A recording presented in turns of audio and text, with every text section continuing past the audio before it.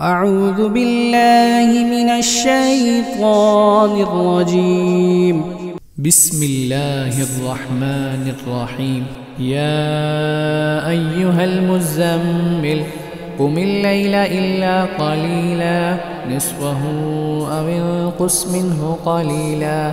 أو زد عليه ورتل القرآن ترتيلا إنا سنلقي عليك قولا ثقيلا إن ناشئة الليل هي أشد وطئا وأقوم قيلا إن لك في النهار سبحا طويلا واذكر اسم ربك وتبتل إليه تبتيلا رب المشرق والمغرب لا إله إلا هو فاتخذه وكيلا واصبر على ما يقولون واهجرهم هجرا جميلا وذرني والمكذبين أولي النعمة ومهلهم قليلا إن لدينا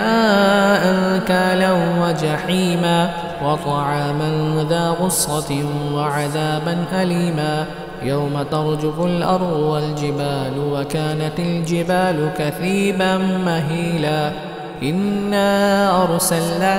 إليكم رسولا شاهدا عليكم كما أرسلنا إلى فرعون رسولا فعصى فرعون الرسول فأخذناه أخذا وبيلا فكيف تتقون إن كفرتم يوما يجعل الولدان شيبا السماء منفطر به كان وعده مفعولا إن هذه تذكرة فمن شاء اتخذ إلى ربه سبيلا إن ربك يعلم أنك تقوم أدنى من ثلثي الليل ونصفه وثلثه وطائفة من الذين معك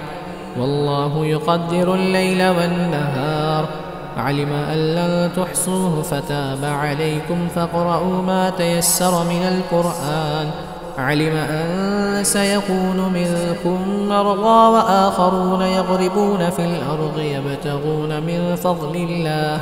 وآخرون يقاتلون في سبيل الله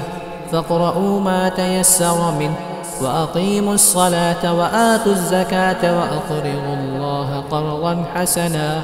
وما تقدموا لأنفسكم من خير تجدوه عند الله هو خيرا وأعظم أجرا واستغفروا الله إن الله غفور رحيم.